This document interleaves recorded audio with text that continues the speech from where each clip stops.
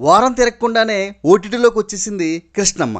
కొరటాల శివ సమర్పణలో సత్యదేవ్ హీరోగా చేసిన ఈ సినిమా ఈ రోజు నుంచి అమెజాన్ ప్రైమ్లో స్ట్రీమింగ్ అవుతుంది. భద్ర, కోటి, శివ అనే ముగ్గురు అనాథలైన ప్రాణ స్నేహితుల జీవితంలోనికి ఒక అమ్మాయి ప్రవేశిస్తే ఆ అమ్మాయి వలన వాళ్ళ జీవితాలు ఎలా మలుపు తిరిగాయి, శివ ఎందుకు చనిపోయాడు, శివ చావుకు భద్ర, కోటి ఎలా పగ తీర్చుకున్నారు అన్నదే క్లుప్తంగా కథ.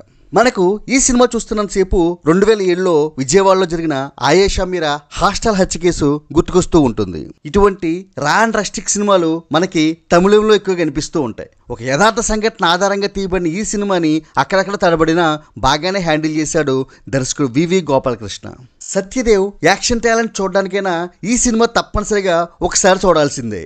కోటిగా లక్ష్మణ్ యాక్షన్ కూడా చాలా బాగుంది. టోటల్గా ఒకసారి చూడడం మొదలెడితే ఎక్కడ ఆపలేని ఈ సినిమా ఏ సినిమాలు రిలీజ్ అవ్వని ఈ వారం ఇంట్లో కూర్చుని హాయిగా చూడగలిగే మంచి సినిమా అని చెప్పొచ్చు.